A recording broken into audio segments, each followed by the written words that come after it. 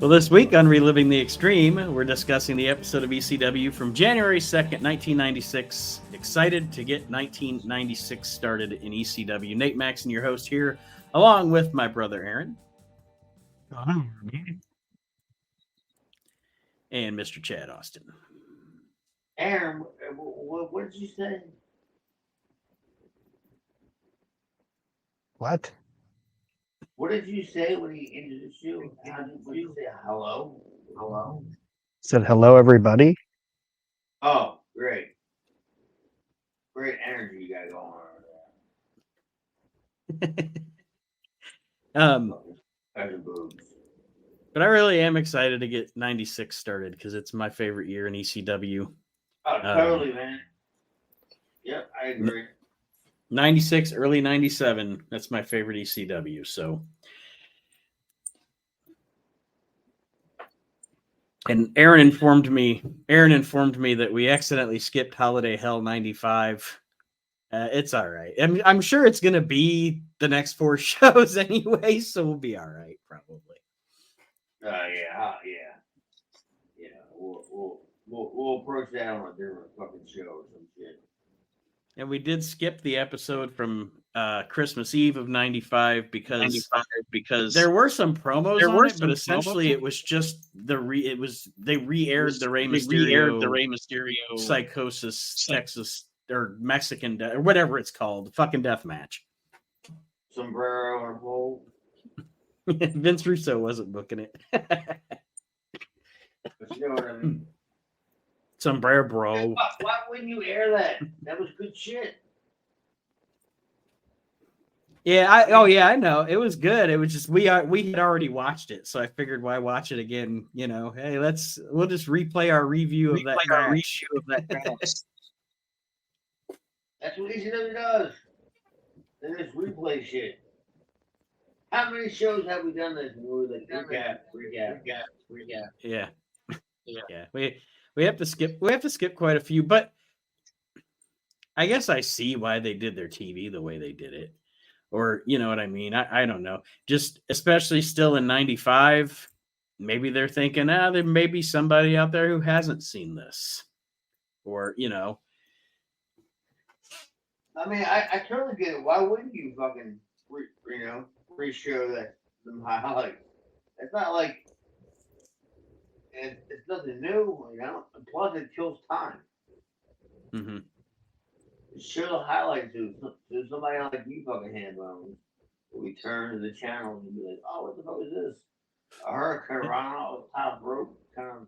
You know what I mean? Oh, yeah. Well, and it was probably, to be honest, it was probably also a case of, we ran out of footage from the last time we taped TV. So this week we don't have it. We don't have anything new to show you, so we're just going to show you the good shit that we actually have. You know, and who's going to complain? Palace stuff. Show that shit. The good stuff.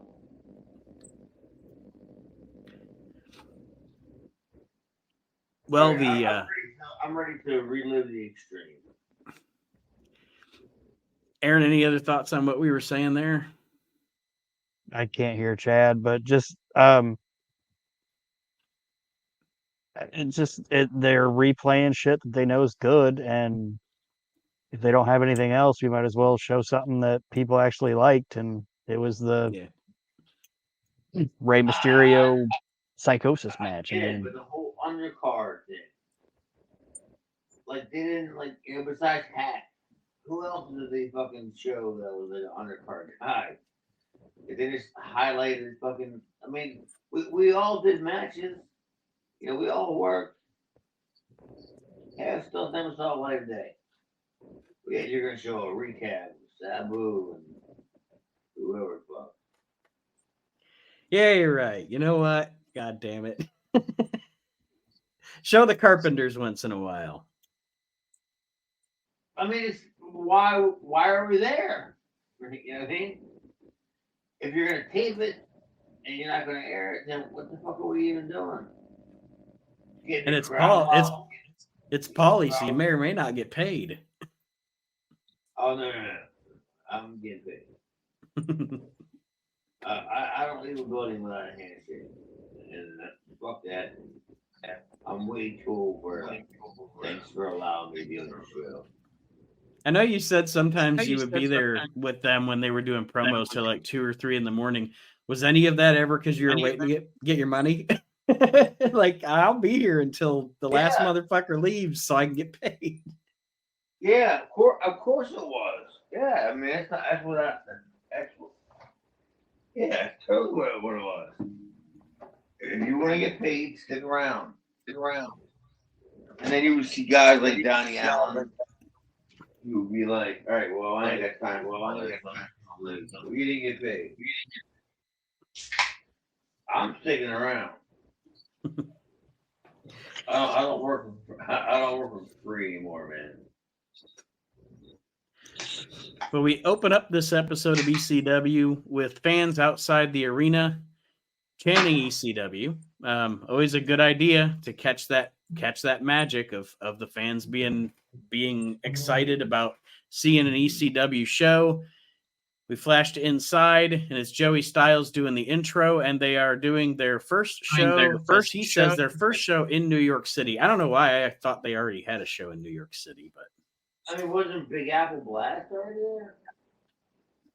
I don't think so. No, that hasn't come up yet. They've been in New York, but they just haven't been in New York City. Like, this is their first show that's actually in New York City proper, from what I understand. They made it to the big con. Yeah, because this one's at the Battalion Hall in Queens. I think that's what it's called. Yeah, but that was a fucking, that's a great place for wrestling, dude. That place was great. It reminded me visually. It reminded me of, and I don't know what that place was, but that place that they would do Mid Atlantic at sometimes, where it looked kind of South Carolina.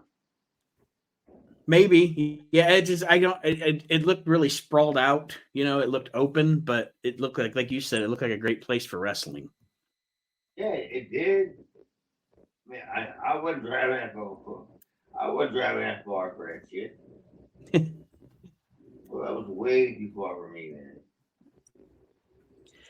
Especially for payoff. To be honest with you, I've always said I don't even know if I'd ever want to go to New York City. I don't want to deal with that fucking shit, traffic, and. Nah, dude, you don't. You totally don't. I after the first one time I went, I said I ain't doing it. They ain't gonna miss me. You know what I mean? It's not like Paul's running around yelling, has anybody seen Charleston? No, they weren't going to let me do it. But I wasn't doing any New York shows. The commission is a pain in the ass. It's like Maryland. What a pain in the ass. Well, they show us the first thing they show is that Missy Hyatt is in attendance at this show. This is one of those things where they show you a bunch of clips from the show to go through it. So I'll just throw some things out. You guys comment as you please, but they show footage of Missy Hyatt being there, and she was kind of looking all the way live. I don't agree. Because I sat here, when I watched the show and I sat here, I was like, dude, in 1986, like she was like top of her food chain as far as women. You know, it was like her, woman, Dark Journey. But dude, I don't know. All that fake shit just killed it for me. The lips. Yeah, and you see now what happens. Yeah, it's terrible.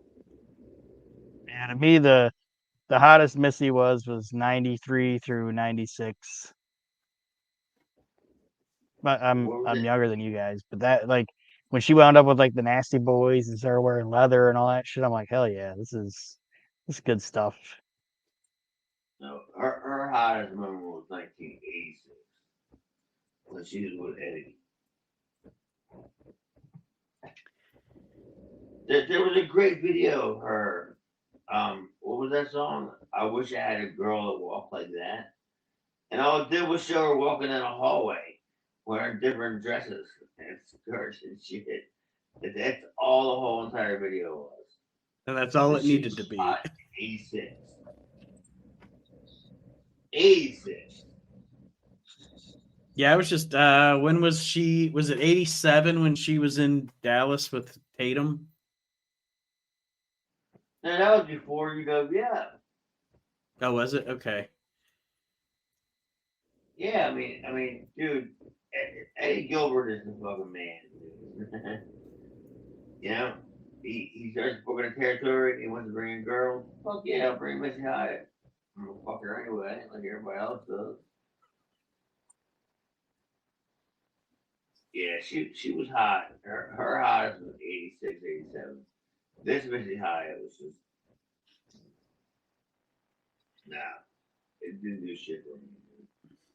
They also show us footage of Paul Heyman giving an intro to the crowd. They show footage of JT Smith versus Hack Myers. They show us. They show us. They show us the. Why do you think they showed the clips of that match?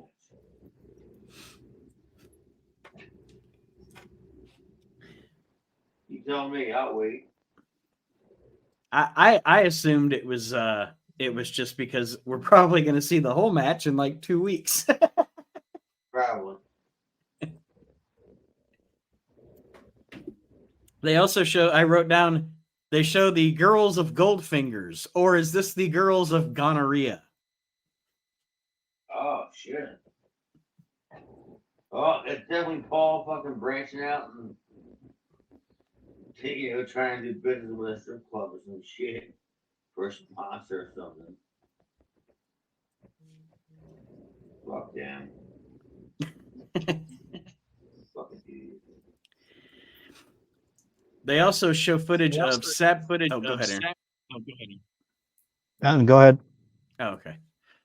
They also show footage of Sabu and Cactus Jack, Tommy Dreamer caning Sandman and Raven, and pile driving Beulah. Boy, we haven't seen that before. Well, they there show you go, man. That's the start of a push Tommy Dreamer. Wish he was good. I mean, his shit looks good on tape, on video. I mean, on recaps and all, but he's awful.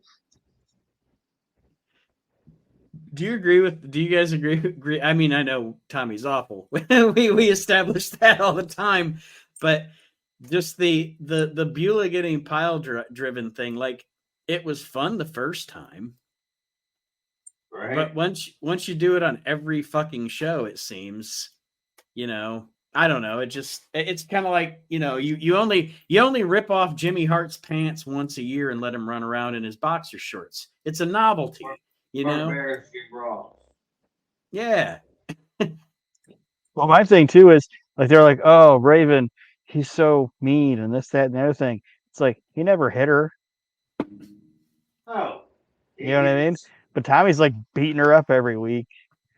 Pile driver. Then he knocks her up. He ain't gonna tell anybody. Like Tommy's the asshole. Essentially, later on down the line, Beulah gets Stockholm syndrome. I don't even know what that is. She falls in love with her abuser.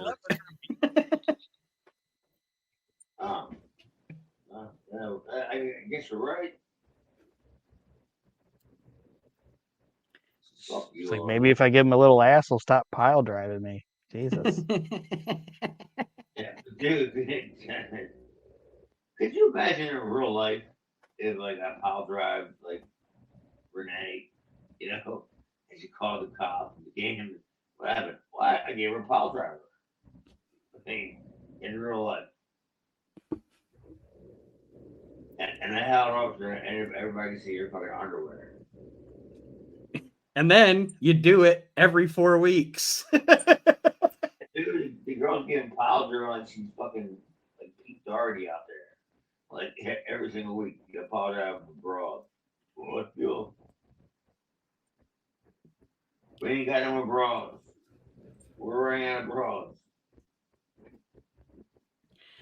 Then we see, we see Bubba Ray Dudley pinning the Blue Meanie. More footage of Sabu and Cactus Jack. Which is not bad. I had no problem with that. Did you? No, not at all. I mean, if you're trying to highlight some of your product, show me Sabu and Cactus Jack. Don't show me Tommy Dreamer. Show me Sabu and Cactus Jack. Right. They showed. I mean, I made note about how they showed all the high spots. And again, if I was a casual fan of the channel, I saw that. Damn, is what I would say. Damn. I'd watch it.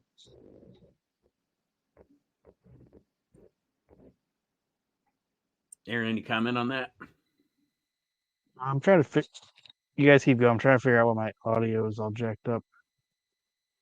Okay. Well, then we see the end of a match. I beueve the match was Sandman versus Raven. Beulah accidentally Beulah accidentally hits or shoots hairspray in Raven's face.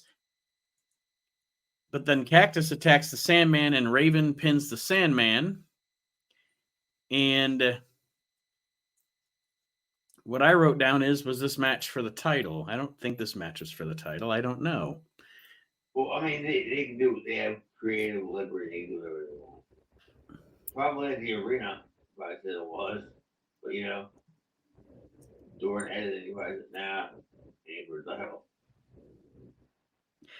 Or, I mean, it could be something where we're going to find out, later on down the line in one of these upcoming shows what this match was all about. But I honestly don't remember from my actual, memory. So let's see if Aaron, do you know the Sandman Raven deal on this show? I don't think they ever discuss it on this show, whether they're going to discuss it later on. But Raven pins Sandman, but was that match for the title? Because I don't think it was. No. Was it part of a tag match? I don't know what it was, but it wasn't for the belt because this was that time where he was doing that 3-way thing or that 3-match series deal. So I think it's just I'd have to look up the card, but I'm sure it was probably just some Paulie was really good at being in the arena and just shooting shit out there, not having any breakdown between the matches. So this would happen and that would happen and that would happen and dot dot dot dot dot dot. And I think it was just a thing where it wound up those two ended up fighting each other and it was just a match. But it wasn't for the belt or anything. But it was good. I thought it was good. I'm really looking forward to their feud though. Their main feud coming up. But Sandman and Raven? Yeah. That's good shit. Great input, Aaron. Well, Stevie Richards and the Blue Meanie come out to the ring. Stevie sees Missy Hyatt and proceeds to act like she should know who the hell he is. Well, nothing wrong with that. I mean, that's a great angle. What did she buy a ticket? It's a good pickup line. You don't remember me? And we'll wait till I lose here in 5 minutes.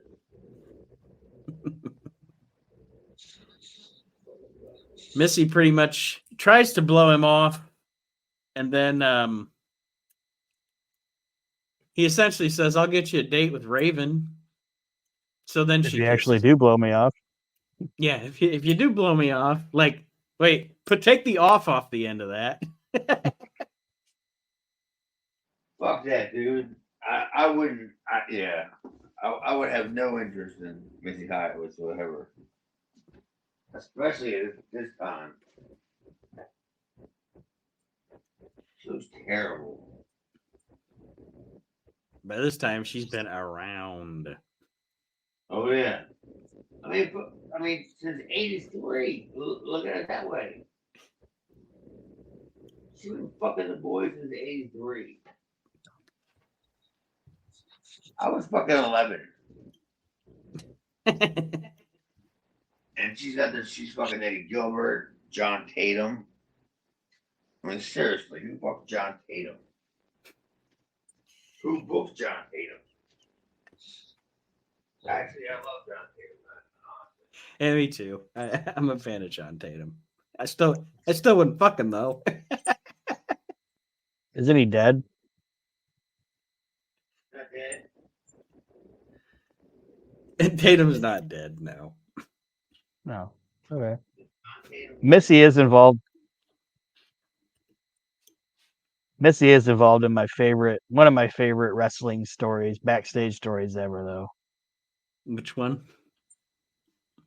It's the one where that UFC guy, that Paul Varlins or whatever, doesn't want to put over Taz, but she tells him, if you put Taz over, I'll blow you afterwards. So then he lets Taz choke him out, and then he gets to the back, and he's like, you ready to do this? And she's like, I don't blow jobbers. What are you talking about?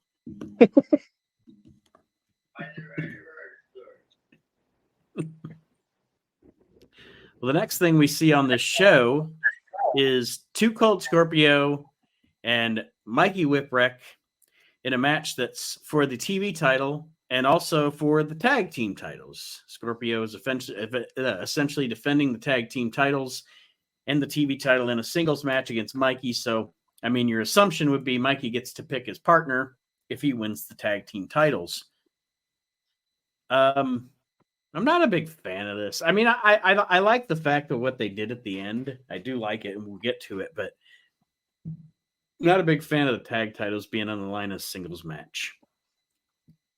Yeah, I agree. I mean, it sounds great, like on the surface. It sounds like it means something, but at the end of the day, I totally agree. Who gives a fuck? So now I beat you. I gotta find somebody. You know what I mean? Like, Yeah. unless, like, I like the concept of like Sandman being the ECW champion and the World Tag Team champion, but unless you're gonna have him have to defend both belts in one night, why even fucking do it? You know what I mean? Yeah, It doesn't make it. That's the way you should have done it. He would have had to fucking defend the belt twice in one night. I mean, a different belt. I mean, that's the way I would have done it. Then he could have been like, "Oh, look how hardcore and badass this guy is. He's fighting twice a night in these rough matches and shit." But instead, it's like it was dumb. It doesn't. It's. That it was dumb. It was dumb. Like even Joel Gertner has to be out there being like, tonight's match is scheduled for one fall. It's for Too Cold Scorpio's tag team television championship and his tag team championship, and also for the Sandman's tag team championship. Like, what the fuck? It's too much, man. I hope Scorpio had to carry them belts around. Them belts are heavy as shit. And he got what, 3 of them? He had to have his 120 pounds in his bag of just the belts. And then I looked at it, I was like, why Scorpio? You know what I mean? You couldn't find nobody better than that. I think I just don't. I guess I agree with you, Aaron. I don't understand why they put the tag titles on Scorpio and Sandman if they weren't going to go with they had both have to defend their singles titles on the same night gimmick. Doesn't make any fucking sense. Like, you've got all these tag teams, put the tag team titles on one of your fucking tag teams. Yeah. Like, you have the Eliminators and the Pitbulls wrestling every fucking week. You know? Chad Austin and Donnie Allen. Chad Austin and Donnie Allen. Yeah, we were like 5th ranked as far as title matches. Sure. See, I think the whole all of them holding all the belts is dumb. It's always stupid, in my opinion. I think it always stinks. I never like that with anyone. Having all the gold. Like, unless you're gonna make it an, I don't even ever think they made it an angle where those two ended up feuding with each other or anything. Like, unless you're gonna make it an angle with the two guys becoming like in a feud or something, I don't like it. No, I agree. Like, I think back in the day, one of the coolest things. Remember when what was it? Barry and Ronnie Garvin won the tag belts together. Barry? And yeah, Barry Windham and Ronnie Garvin, they won the tag belts. And what was Ronnie Garvin was like what, the national champion or the television champion? I can't remember. National So champion. what you saying was he wasn't happy being second rate. Well, no, like they won the tag belts, and then they said that Ronnie Garvin, they told Ronnie Garvin a guy can't hold two belts, so he has to give up a championship. Like, you can either give up the tag team titles or give up the national championship. So then he gave up the national championship to team with Barry. And I think it would have been cool is like what would have been cool is he gives up the belt, and then like 2 weeks later, Barry gets pinned by like Tully and Arn, and they lose the tag belts, and then Ronnie kicks the shit out of him because he's like, I gave up my belt for you, and now you just lost. You know, that would have been a great fucking angle. Ray probably doesn't go down, I guess. But this thing, it's just like I don't like the two gold Scorpio Sandman debacle. That I have a problem with. Because I like the two gold Scorpio. I like that. But it was how they presented it that I didn't like. Aaron had a great point about, if you're gonna have them belts, you gotta defend them on the same fucking show. You know? So what? You just had a fucking 25-minute match with like Chris Benoit or me. You know? You still gotta go out there and defend the tag team titles. Yeah, if you want to be a champion, you have to defend your championship. Yeah. Well, it's not Roman Reigns.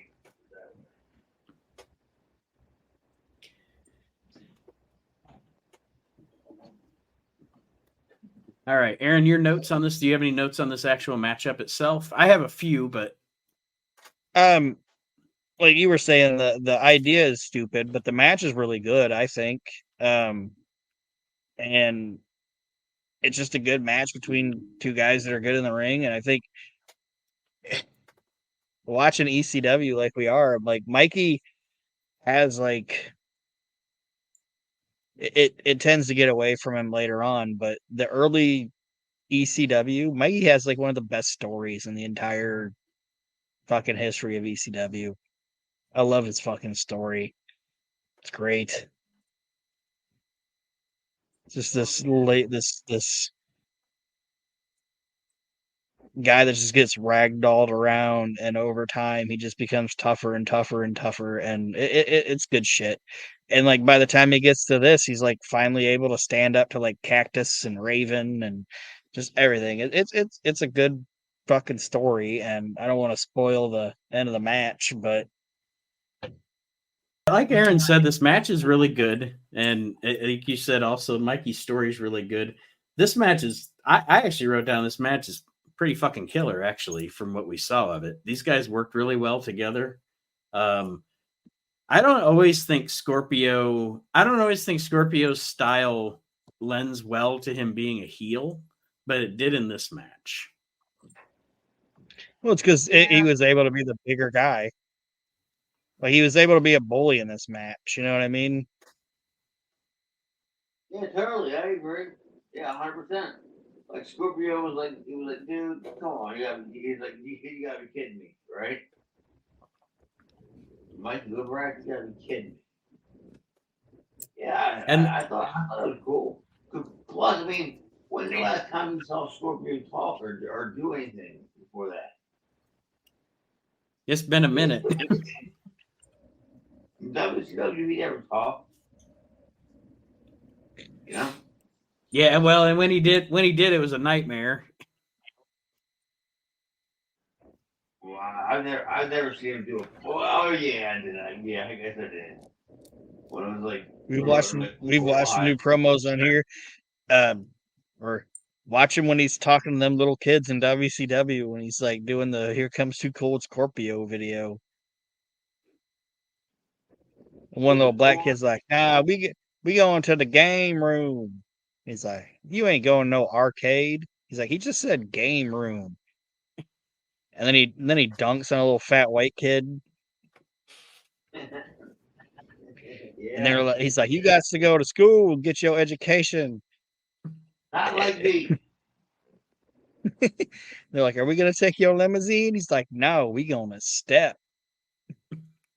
Yeah, And then that big black lady at the beginning, it's like, I don't know if she's excited the Too Cold's showing up or if she's like warning the children. Look out, he got Too Cold Scorpio. Yeah. And then he just dunks on a fat. Thank you for letting She's us like, know. "Look out, here comes." She's like, "Look out, here comes Too Cold Scorpio." And then like he dunks on the fat little white kid. He's like, little fat white kid's on the ground. He's like, "I should have listened to Nell Carter." God damn it. And now it turns out that fat white kid was Mikey Whipwreck. That white kid. I mean, I thought it was a good match. Yeah, and like you guys were saying, it's they tell a good story of essentially Too Cold bullying Mikey during this match. Like essentially, he could have beat him anytime he wanted to. That's the angle, you know what I mean? Mm-hmm. It's been done a million times, and it always works. Yeah, because Scorpio lets Mikey out of a couple of pins because, like you said, that's the story. His character's feeling confident. He also kicks out of a couple of pin attempts by Mikey when Mikey makes his comeback. Scorpio winds up splashing the referee. I mean, how did you feel with the spot? The ref spot? I had mixed emotions about that. Like, I thought it was a good way to bump the ref, but I also thought it was kind of cheesy. I don't like ref bumps I don't like ref bumps in ECW because isn't ECW supposed to be a promotion without disqualifications anyway? I'm just saying, like, why do you need you're right. Why do you need to bump the ref? If the ref wasn't down, would he have disqualified Mikey because Cactus got involved? No. Because anything goes. Just so everybody knows, Jim Molyneux took way too many unnecessary bumps. As the referee. Yeah. Poor guy. Fun here. This guy took They're like, and Jim, next we're gonna hit you with a flaming chair. And he's like, "Why? Why do you keep doing this to me?" Just make sure it's at the back. It's ECW. I'm just here to count to 3. ECW? Yeah, that's all the ref has to do in ECW. Or call a submission, but yeah, technically they shouldn't have to disqualify anybody. It's ECW. I know. They brawl outside the ring for 20 minutes, or whatever. Yeah. Like 2 minutes, and chairs are being involved, and then all of a sudden, oh, our babyface is in trouble. The ref's down. They've been outside the ring cracking each other with barbed wire for 36 minutes. Jesus Christ. And then the ref's down. Holy mackerel. And they weren't even nice to him like they were in Japan with their fucking hardcore referees where they put him in like dog catcher outfits and a fucking football helmet. They should have adopted that, man. That'd be great. It was always like before the shows, everybody's sitting there. The referee would walk out first. Bob Ortiz will already be in the ring. But then when you see the referee come out, you go, all right, now the show's starting. Which I always liked anyway. That's my own personal preference. We wind up getting Scorpio gives Mikey multiple power bombs here. He goes up to the top rope to do a top rope move, and Cactus Jack comes out, pushes Too Cold off the turnbuckle, and helps Mikey win the match. And Mikey is now TV champion and one half of the tag team champions. And this is where Cactus's jig is up here, because he did this so that Mikey would make him the other half of the tag team champions. But Mikey says no. Why would he say that? Because he thinks Cactus Jack is a mean man now. Yeah, he's hanging with the Raven. Uncle Mick's the son of a bitch, is what he's thinking. Is son of a bitch? So now we're doing our son of a bitch awards. Son of a bitch award. Number 1. Like, well, after this deal, we get a Public Enemy video, because coming up at the next show that we're going to watch, the House Party 96, is going to be the Public Enemy's last appearance in ECW. And it couldn't have come quick enough. Bye-bye. But before that, the Public Enemy come out to the ring, and they are attacked by the Gangstas, and we get a match between the Public Enemy and the Gangs. I don't even know if it's necessarily a match. Well, yeah, it is. Yeah, It is, because they were supposed to fight the Bodies, but Tom Pritchard left. Like, he jumped and went back to Vince before this thing happened. well, what's the story about Tom Pritchard leaving? Is it money? I think it was just money, and Vince offered him to come back, and he's about to become Zip, which is funny because he was supposed to be, the original name was Flip. And if you listen to Joey on commentary, he even mentions it, because he's like, this match was supposed, like, because they're saying that it was supposed to be the Heavenly Bodies versus Public Enemy, but they don't know who's going to fight because Tom Pritchard is left. And he goes, yeah, Tom Pritchard, he's no longer with the ECW. He's flipped out. And then Joey's like, that'll be funny in 2 weeks, I promise. What was it? No, because they ended up calling him Zip. Well, I'll tell you one thing.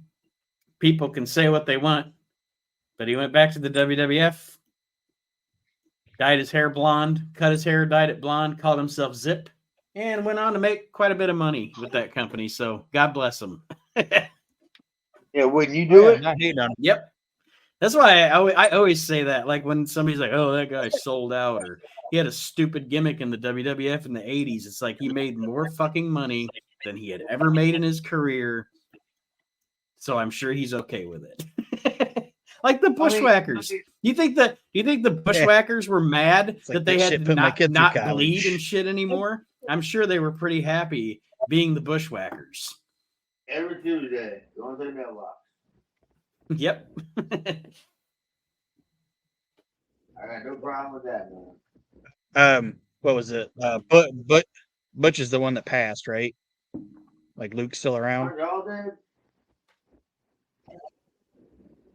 No, I think Luke's still alive. Oh. But it's like I always say all the time, it's like when guys will do conventions, like the Bushwhackers, they do conventions together. It was never like coming to WrestleCon, the Sheep Herders. It was coming to Comic-Con, WWE Hall of Famers, the Bushwhackers. You know what I mean? It's like, so I'm just saying that? It's like what's that Scott Hall quote? Everybody likes to call it the wrestling business until you start trying to treat it like a business. Yeah.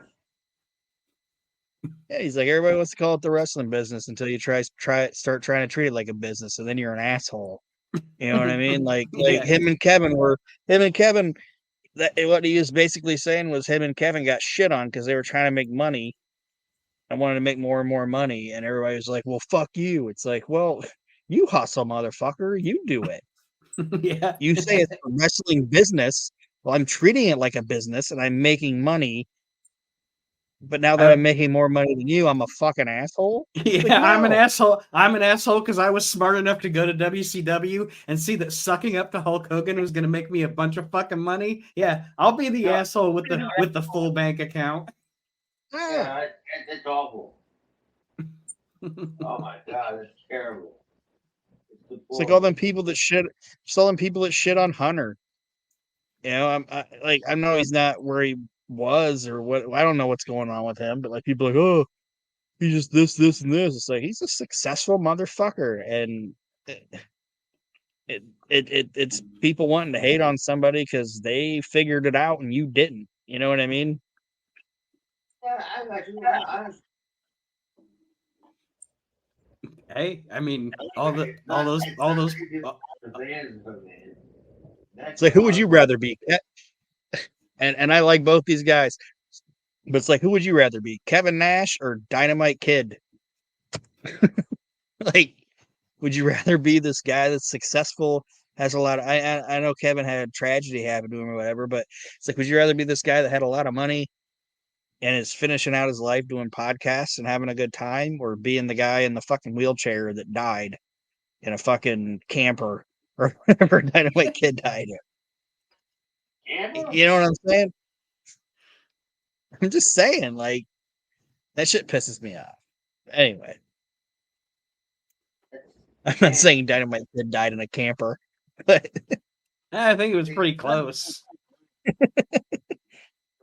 Dynamite Kid died in the camper or Hulk. Well, to wrap this show up here, either way, I know Kid was on wheels. I know that much at least. Mustafa rolls up. Yeah.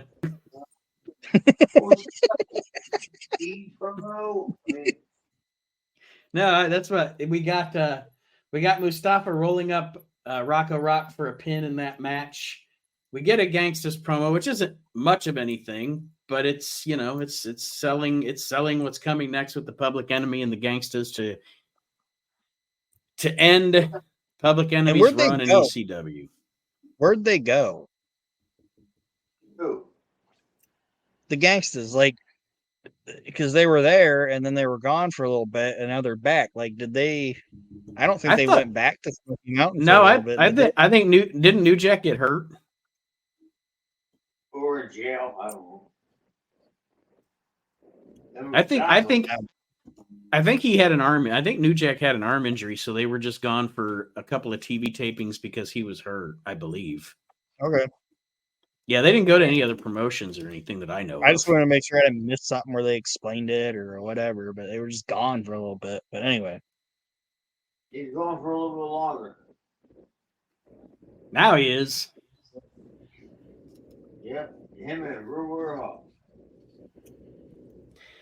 We get a Public and Dynamite Kid, all in a camper. Who knew Mustafa? Who knew Mustafa would be the last man standing? He did. That's why he's going. Ha, ha, ha, ha. Yeah, right. All them guys, Mustafa was the only one that was left. Jesus Christ. Last laugh, Mustafa.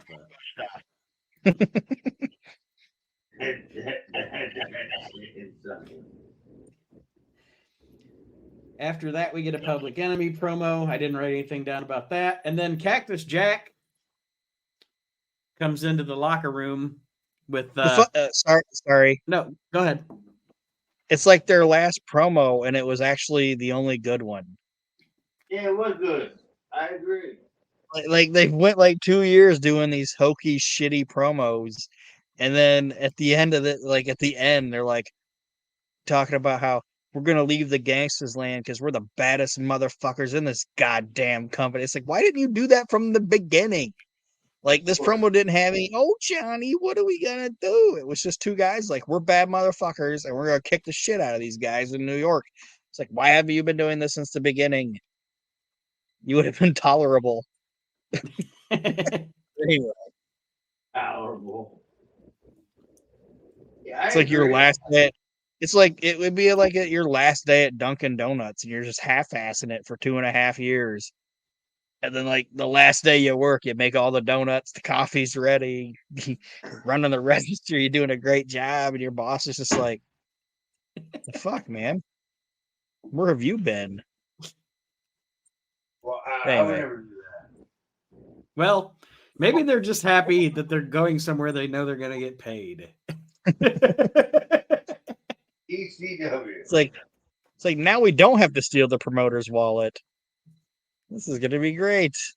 The promoter is stealing Ted Turner's wallet. Yeah. Not our problem. Thank you, fuck you, bye. And then we wrap up this show with Cactus Jack presenting or trying to present the championships to Raven. There's a whole thing. There's a whole like Saturday Night Live skit going on here with Raven and Cactus Jack and Mikey Whipwreck and.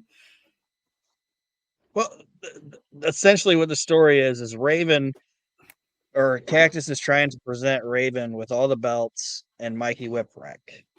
And Raven's like, I don't want those belts, and I seriously don't want Mikey Whipwreck.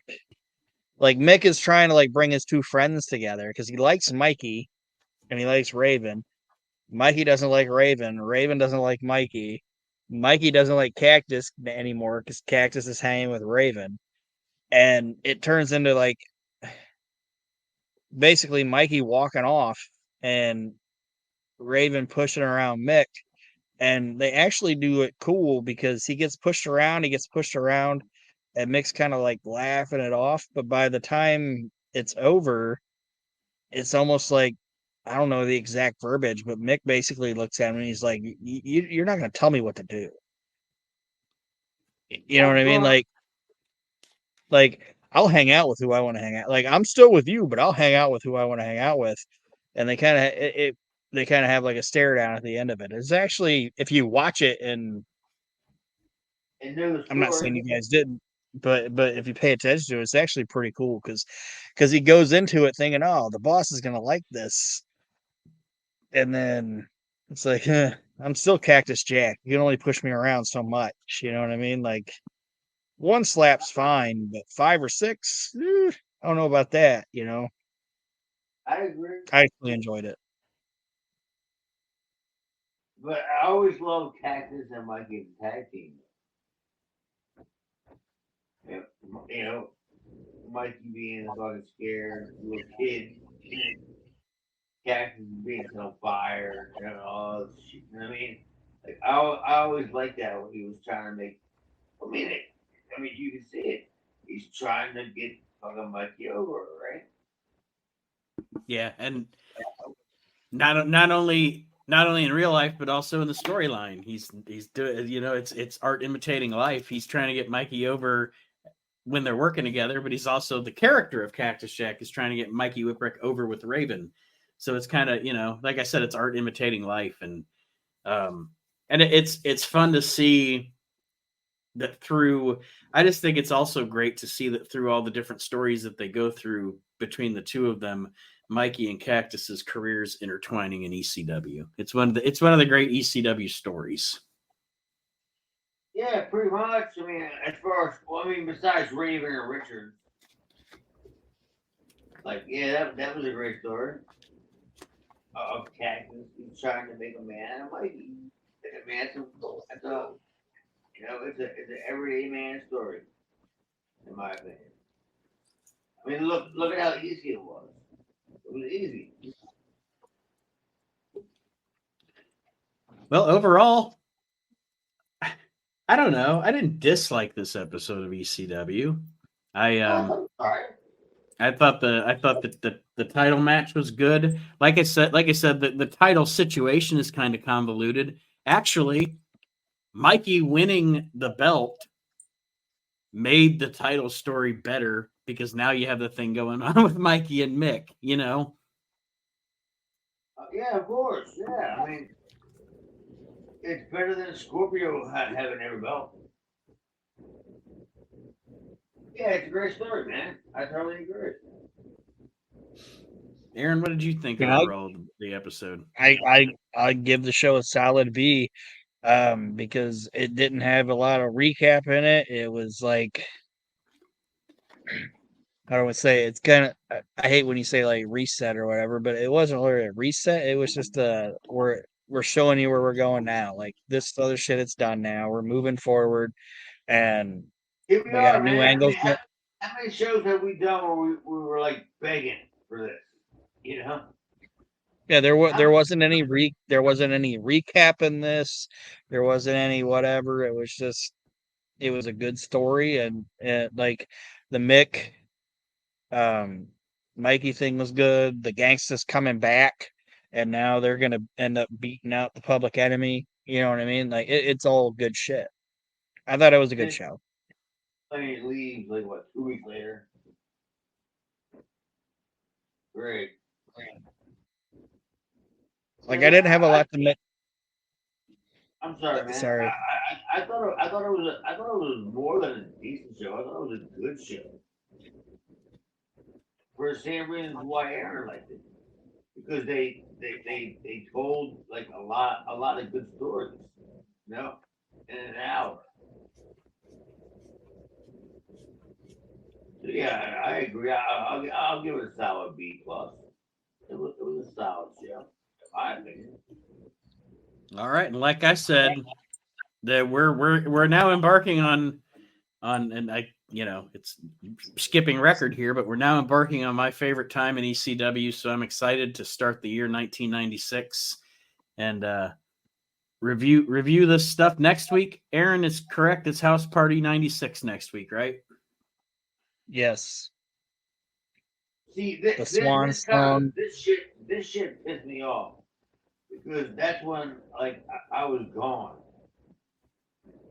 and I was in Memphis, and I was watching ECW, and I'm thinking, I should have been there.